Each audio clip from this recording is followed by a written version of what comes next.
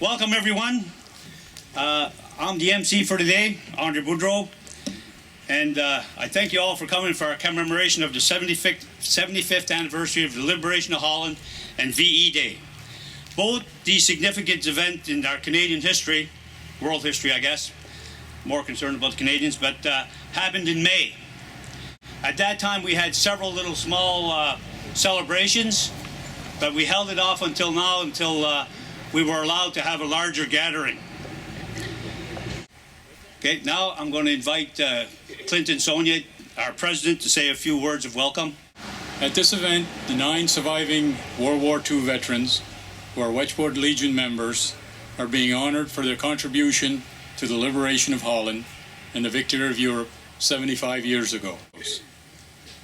Also honored are the Legion area's 29 men and 1 woman casualties of World War II, and the area's 51 veterans of Holland, of which 3 are still living, and Harry William Dowsett, age 19, in 1945, our area's only soldier buried in Holland.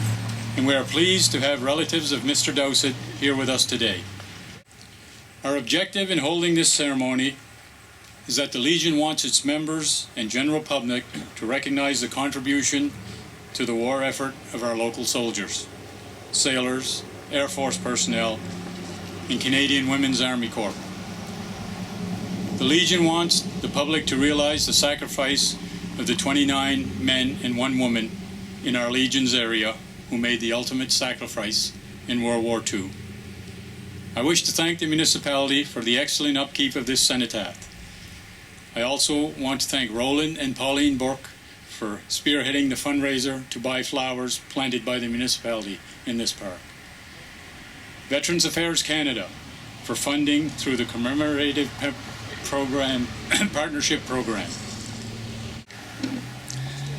On May 5th, 1945, Lieutenant General Folks, a Canadian Army officer, accepted the unconditional surrender of German forces in the Netherlands.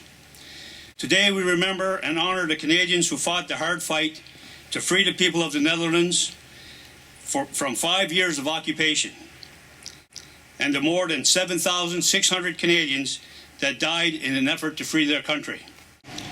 The Canadians kept up the pressure, putting their lives on the line, even though it was felt that the rapidly weakening enemy forces would soon surrender anyway. It was felt, however, that the long-suffering Dutch simply could not wait for relief any longer. The ecstatic Dutch people cheered the Canadian troops as they liberated their towns and cities, crying as they ran along the tanks and jeeps, and in some cases they climbed onto the vehicles to thank the Canadian soldiers. The Canadian troops were so deeply affected by the condition of the civilians, in some cases they gave up part of their rations to help them. Dutch people are forever grateful to the Canadians and always welcome them with open arms. Last year, as a sign of their great respect, they donated 1.1 million tulip bulbs to Canada to bloom this spring, just in time for the 75th anniversary. Over 5,000 were planted in the Yarmouth County area. These beautiful orange tulips were blooming in May. Anybody that had an opportunity to pass by here in May, or the Wedgeport Legion, or some of the schools at the town of Yarmouth, would have seen those beautiful orange tulips that were given to us by Holland.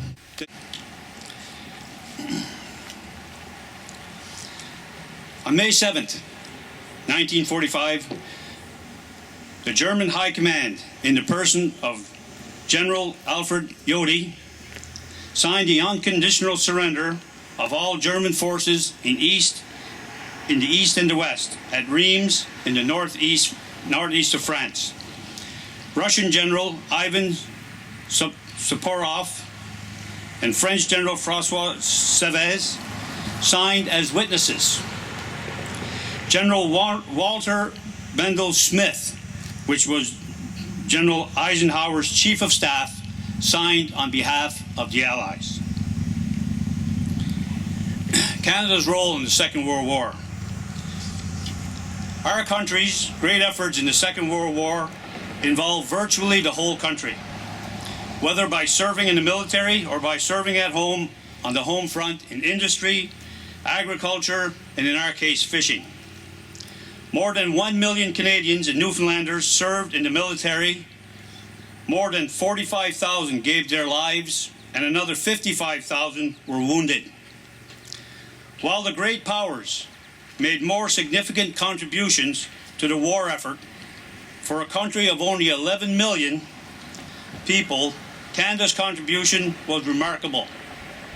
At war's end, Canada had become a significant military power, with the third largest navy in the world, the fourth largest air force in the world, and an army of 6 divisions. Canada's contribution to the air war with the British Commonwealth Air Training Plan, training airmen from other countries and in this area there were 3 bases training Commonwealth pilots and air crew, one in Yarmouth, one in North Camp, and one in East Camp. And just for information, in the mountain cemetery, if you take the time at the part of the cemetery close to the Mariner Center, there you will find graves of what are considered war dead. And those are air crew members killed in training while learning to be air crew in the British Commonwealth Air Training Plan. Canada had grown significantly through the ordeal of war and assumed many responsibilities as a leading member of world countries. Of the hundreds of men that served from the Wedgeport catchment area who joined the military in the Second World War, including the Women's Army Corps, we have only 9 living veterans today. Very few other veterans from this area that lived that moved away are still living. For the 9 veterans that we still have, the Legion this spring gave a certificate of recognition plus a Victory in Europe silver coin that was purchased from the Royal Canadian Mint. The 9 veterans that we have remaining and their ages: Alcide Leblanc, 100 years old; Charles Muse, 99; Owen Atkinson, 97; Wesley Spinney, 97; Roland Bourque, 96; Beatrice Cuttrow, 95; Don Gable, 95; Lorraine Cuttrow, 95; and Nelson Blanchard, 94.